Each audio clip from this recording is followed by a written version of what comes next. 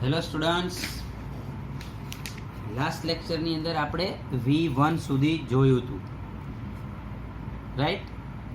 તો આજે આપણે V2 થી શરૂ કરીએ છીએ.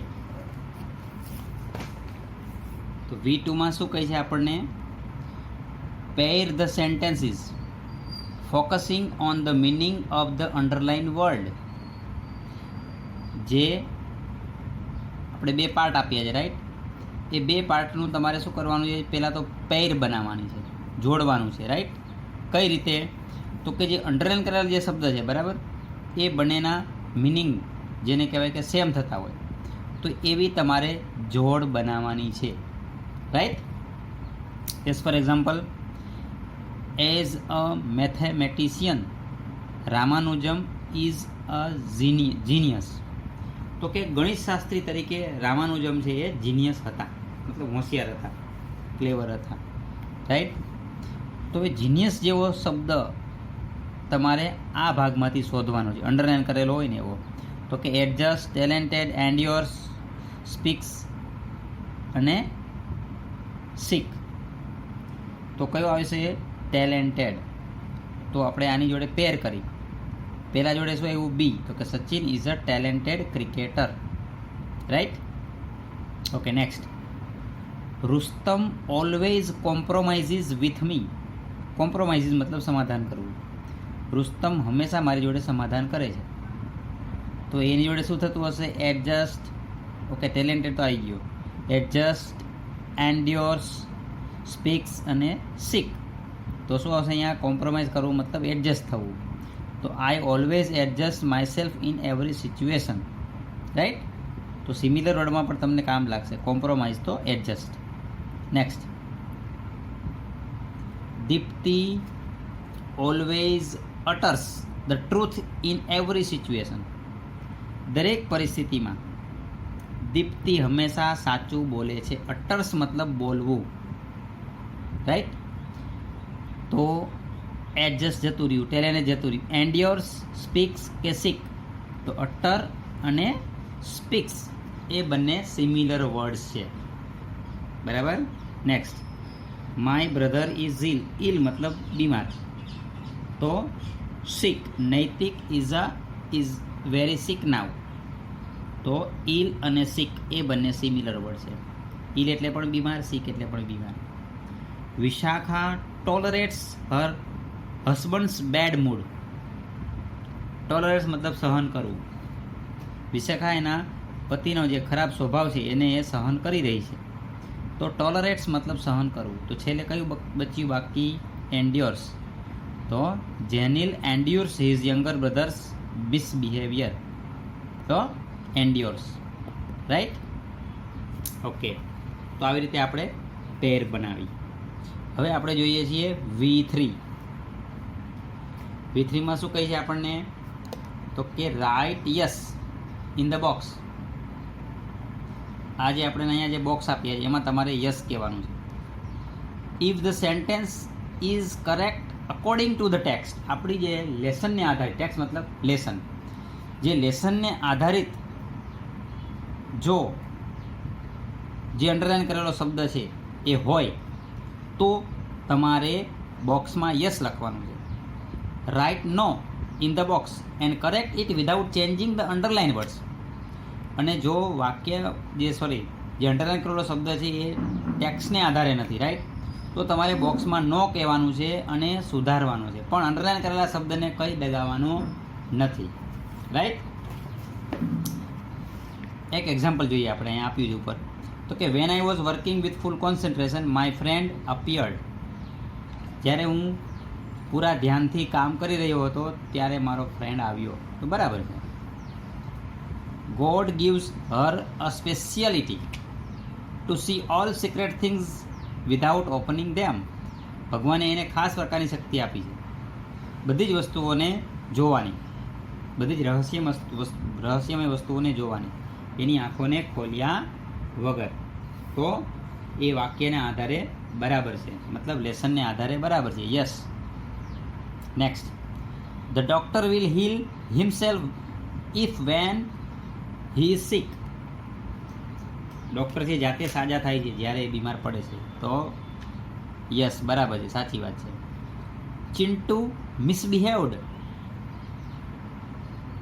ચિન્ટુએ ગેરવર્તણૂક કરી. સો ધ ટીચર વોઝ ઇમ્પ્રેસ્ડ. ત્યાંથી ટીચર છે એ ઇમ્પ્રેસ થયા. કોઈ ખરાબ વર્તન કરે તો ટીચર ઇમ્પ્રેસ થાય ન થાય, તો એ પ્રોપર નથી. તો મતલબ અહીંયા આવશે નો. તો સાચું વાક્ય બનાવવું હોય તો આપણે શું કહેવું પડે?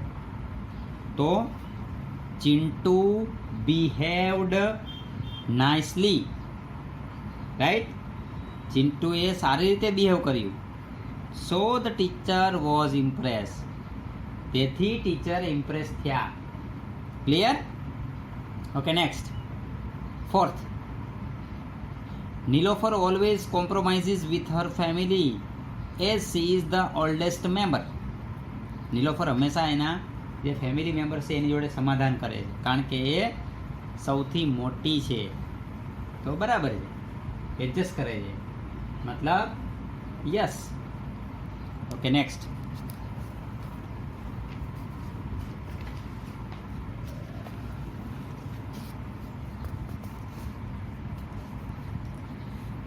Examinations are round the corner. જો લાસ્ટ ટાઈમ પણ કીધું હતું, રાઉન્ડ ધ કોર્નર મતલબ કોઈ પણ પ્રસંગ નજીકમાં હોય, રાઈટ?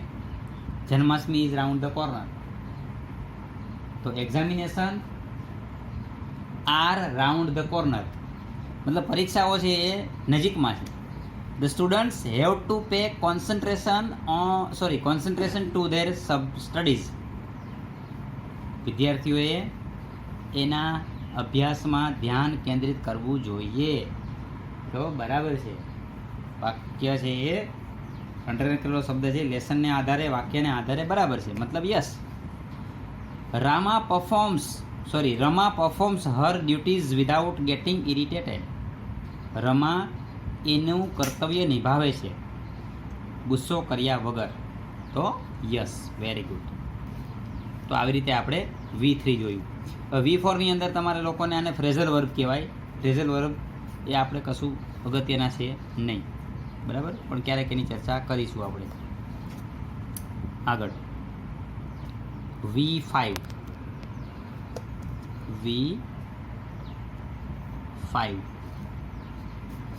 શું કહે છે એની અંદર? તો કે frame correct sentences with the help of words in bold. મતલબ જે ઘાટા અક્ષરે જે શબ્દ છપાયા છે એ બેમાંથી એક જ આવવાનું છે, બરાબર? બંને નથી આવવાના. તો એ બેમાંથી સાચો શબ્દ પસંદ કરીને તમારે વાક્ય સાચું કરવાનું છે, રાઈટ?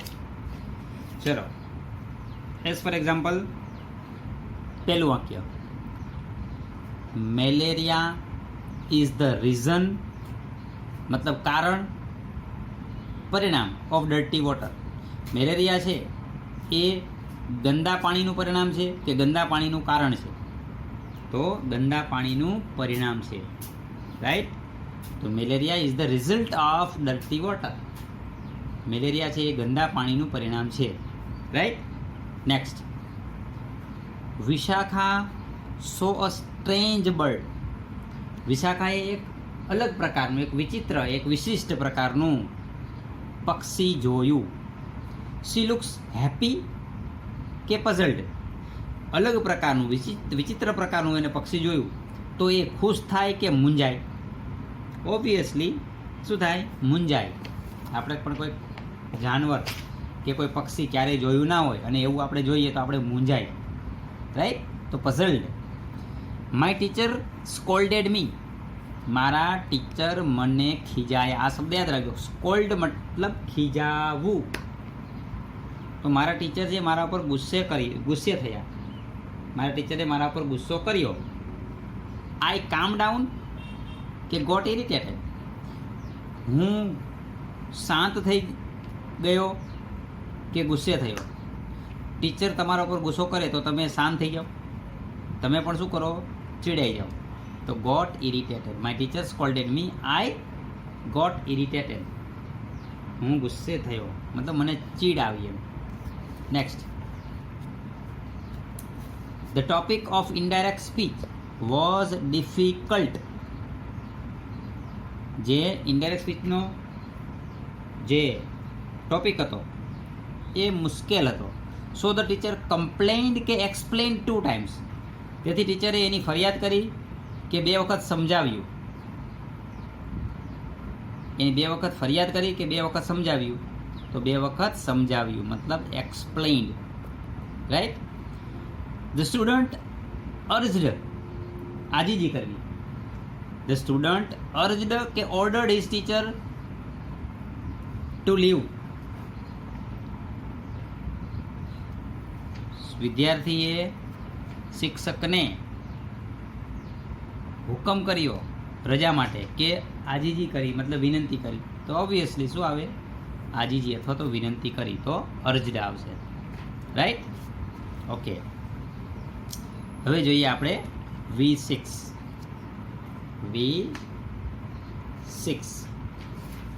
V6માં આપણને શું કહે છે? Find out the words, find out the words with similar meanings and use it in your own sentence. તમારે સિમિલર વર્ડ કહેવાના છે પણ તમારે પોતાના વાક્યમાં આમાં કીધું એ ઉપયોગ કરો એ શબ્દનો. પણ આપણે કંઈ એક્ઝામ એવું પૂછાતું નથી, પણ ખાસ અગત્યનું આપણે સિમિલર વર્ડ ખાસ જોવાના રહેશે, બરાબર. વાક્યમાં પ્રયોગ નહીં કરો તો ચાલશે. જે આ જે શબ્દ આવશે ને તમને એક્ઝામની અંદર આ રીતે જ પૂછાતું હશે, યાદ રાખજો. જે અહીંયા શબ્દ આપ્યો છે આપણા લેસનના શબ્દ હશે, બરાબર. તો એનું તમારે સિમિલર વર્ડ કહેવાના છે, મતલબ એક જ કહેવાનું છે, બરાબર. ચલો, માઇટી. માઇટી તો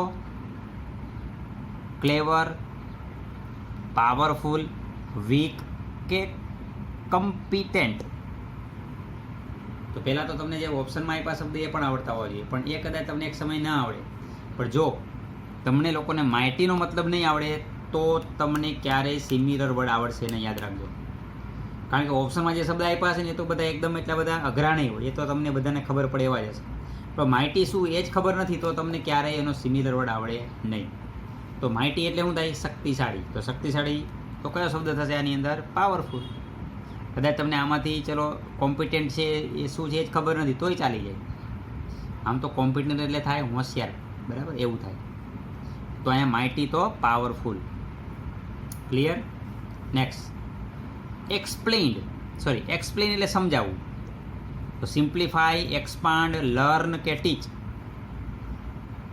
આમ જોવા જઈએ તો ઘણા બધા શબ્દ એમ થશે ટીચ પણ આવી શકે છે, લર્ન પણ આવી શકે એવું લાગે તમને. પણ એક્સપ્લેન કોઈ પણ વ્યક્તિ કંઈ કરે તો એ શું કરે છે? આપણને થોડું એ સરળ કરે છે. તો સિમ્પ્લિફાય, યાદ રાખજો. એક્સપ્લેન તો સિમ્પ્લિફાય, રાઈટ. નેક્સ્ટ, રીઝન તો કારણ. તો એગ્રી, કોઝ, આર્ગ્યુ, એક્સપ્લેન. તો રીઝન તો ઓબ્વિયસલી કોઝ, કારણ. એક્સ્ટ્રીમલી, ખૂબ જ, અત્યંત. તો સ્લાઇટલી, ટેરિબલી, વેરી મચ કે લોટ્સ ઓફ. તો વેરી મચ. એક્સ્ટ્રીમલી તો વેરી મચ. કમેન્ટ. કમેન્ટ તો સેડ, પ્રેઝ, હેટ કે રિમાર્ક. તો કમેન્ટ કરવું મતલબ ટિપ્પણી કરવી, રાઈટ. તો આવશે એની અંદર રિમાર્ક. રિમાર્ક એટલે પણ નોંધ કરવી અથવા તો ટિપ્પણી કરવી. રિફ્યુઝ. રિફ્યુઝ શબ્દ બહુ અગત્યનો, યાદ રાખજો. રિફ્યુઝ એટલે ઇનકાર કરવો.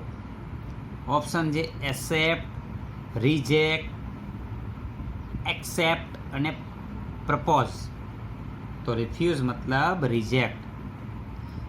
ડિનાય પણ એક શબ્દ છે, આપણે પહેલામાં જોયું હતું ગઈકાલે ગ્લોસરી અંદર. DENY, ડિનાય એટલે પણ ઇનકાર કરવો, રાઈટ.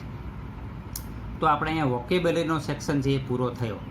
V6 પૂરું થયું, રાઈટ. ચલો હવે આપણે જોઈએ છીએ કોમ્પ્રેહેન્શન. કોમ્પ્રેહેન્શનની અંદર આપણે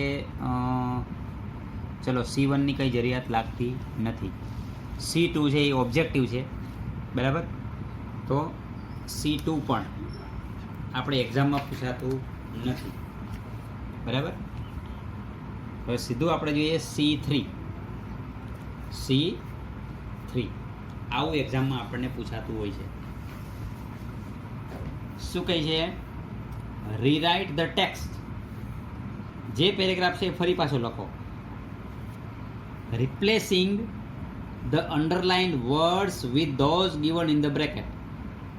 હવે અંડરલાઇન કરેલો જે શબ્દ છે રાઈટ, એની જગ્યાએ તમારે આ બોક્સની અંદર જે શબ્દ યુઝ થયેલો છે એ તમારે મૂકવાનો છે. મતલબ પેરેગ્રાફને આધારે, લેસનને આધારે. બરાબર? તો આવા પ્રશ્ન છે એક્ઝામમાં આપણને પૂછાતા હોય છે 3 કે 4 ગુણના. રાઈટ? ચલો, લેસન જ છે પેરેગ્રાફ પણ. Her body should be movable and flexible. તો હર બોડીની જગ્યાએ શું આવશે? પહેલાં ઉપરના શબ્દ આપણે જોઈ લઈએ. Food, pair of hands, stands up to run, a kiss, a broken leg, all parts replaceable, brain અને repairable. તો her all parts should be movable and flexible. Flexible ની જગ્યાએ આવશે શું આવશે? movable. આપણે આ પેરેગ્રાફમાં ડિટેલ્સ ઓફ મધર એમાં આપણે આ પેરેગ્રાફ આપેલો છે રાઈટ. તો હર all parts should be movable and replaceable. She has a lap that disappears. એને એક ખોળો છે કે જે અદૃશ્ય થઈ જાય છે. when she sleeps or sits. તો આપણે એને શું કહીશું? ક્યારે અદૃશ્ય થઈ જાય છે ખોળો? when she stands up. when she stands up છે. I have to put a lips that can cure everything from an injured head to broken heart. તો I have to put a kiss. જો I have to put a kiss મતલબ મેં એની અંદર એક ચુંબન મૂક્યું છે. that can cure everything, જે દરેક વસ્તુને સાજી કરી શકશે. from a broken leg to a broken heart. from a broken leg to a broken heart. Right? તો ઇન્જર્ડ હેડની જગ્યાએ શું આવ્યું? Broken leg. મોરઓવર, વધુમાં, she has to have 6 heads. વધુમાં એને 6 માથા હોવા જોઈએ નહીં, પણ 6 હાથ. she has to have 6 pairs of hands. Right? 6 hands પણ નહીં, પણ pairs of hands. તો 6 pairs of hands. she is able to walk on any path available. તો she is able to run on મતલબ ચલાવી લેવું. on any food available, જે કંઈ ખોરાક છે રાઈટ એમાં એ ચલાવી લેવા માટે સક્ષમ હશે. તો આવી રીતે આપણે અંડરલાઇન કરેલો જે શબ્દ છે એની જગ્યાએ તમારે બોક્સમાંથી શબ્દ મૂકવાનો આવી શકે. આવું એક્ઝામમાં પૂછાતું હોય છે. બરાબર? ચલો, હવે આપણે જોઈએ છીએ C4. some statements.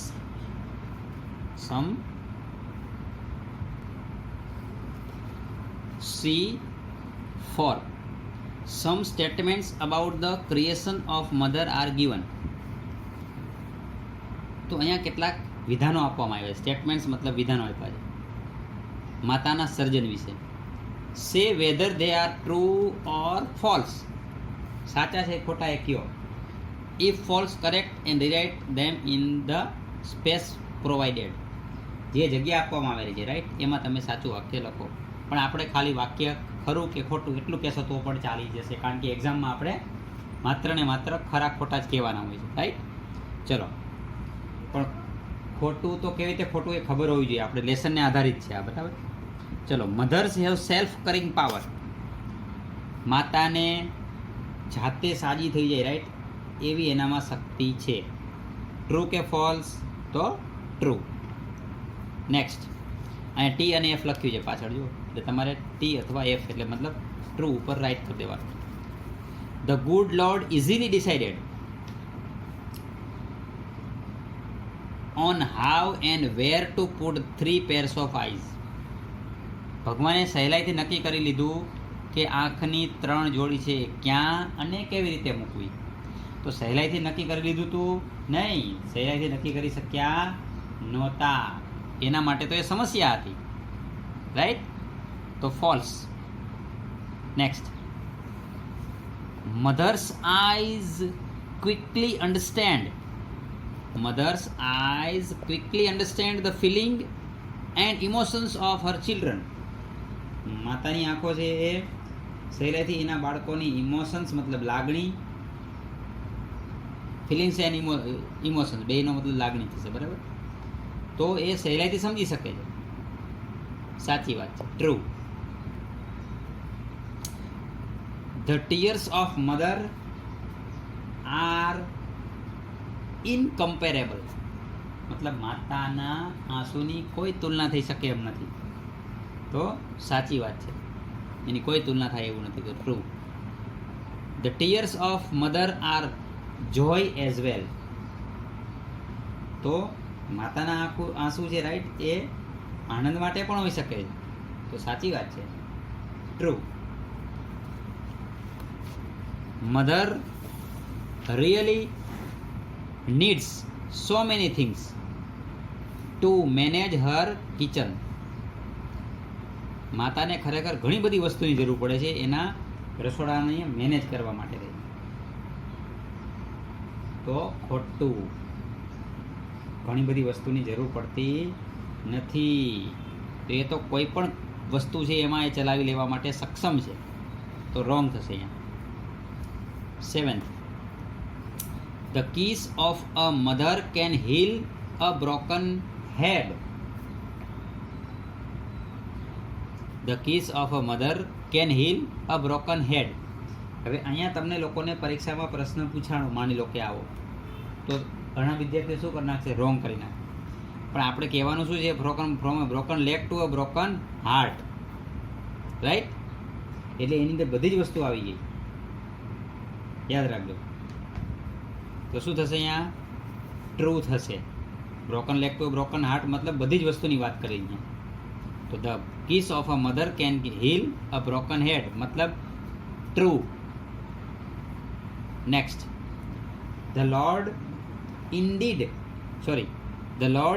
Needed the advice of the angel so he called હિમ.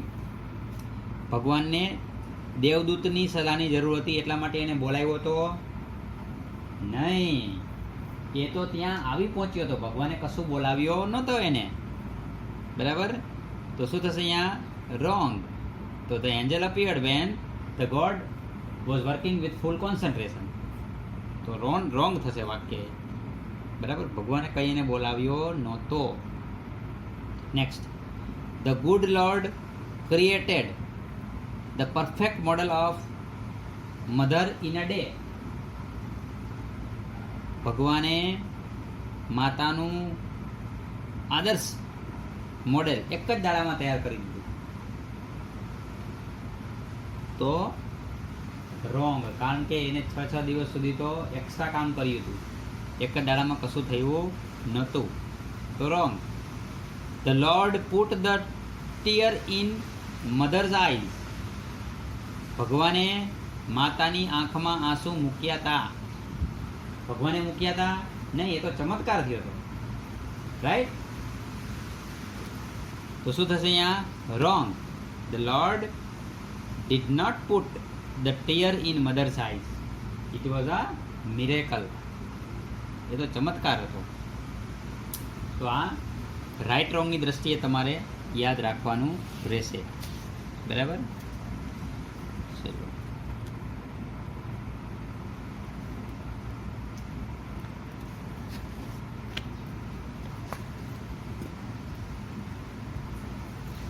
તો C5ની જરૂરિયાત નથી. C6ની અંદર આપણને એવું કીધું છે, frame questions to get the underline word as answer. Underline કરેલા શબ્દ તમને જવાબ મળે, રાઈટ? એવી રીતે તમારે પ્રશ્ન બનાવવાના છે. પણ આપણે WH ક્વેશ્ચન ચલાવ્યા પછી આપણે આને એક વખત યાદ કરીશું, બરાબર? અત્યારે આનો મતલબ ભણાવવાથી તમને અમુક નિયમ ખબર પડશે નહીં, એટલે આપણે પહેલાં WH વર્ડના નિયમ ભણ્યા પછી આપણે આ ક્વેશ્ચન કરીશું, રાઈટ? તો C7 આપણા માટે બહુ અગત્યનો છે. શોર્ટ નોટ, બંને શોર્ટ નોટ લખવાની છે. Mother a wonderful creation, qualities found in mother, બંને શોર્ટ નોટ છે તમારે હોમવર્કની અંદર 2 વખત લખી નાખવાની રહેશે. બરાબર. તો C7 એ બહુ અગત્યની વસ્તુ છે. આપણે શોર્ટ નોટ આમાંથી બોર્ડની પરીક્ષાની અંદર પણ ઘણી બધી વખત પૂછાયેલી છે. મધર અ વન્ડરફુલ ક્રિએશન ને qualities found in mother, right. તો આપણે આજે સી યાને કે કોમ્પ્રિહેન્શનનો ટોપિક અહીંયા પૂરો કરીએ. C9માં પણ કંઈ ખાસ અગત્યનું નથી, પણ આપણા માટે લેંગ્વેજ પ્રેક્ટિસ બહુ અગત્યની છે, જે આપણે નેક્સ્ટ લેક્ચરની અંદર જોઈશું, રાઈટ. તો આપણે કોમ્પ્રિહેન્શનનો કામ અહીંયા પૂરું થયું. મતલબ C7 સુધી આપણા માટે અગત્યનું છે. ભાઈ C8, C9 ને C10 કરવાનું નથી, રાઈટ. તો આટલું રાખીએ આપણે આજે. નેક્સ્ટ લેક્ચરની અંદર આપણે લેંગ્વેજ પ્રેક્ટિસ કરીશું આપણે, રાઈટ. ઓકે, ચલો, બાય, સી યુ.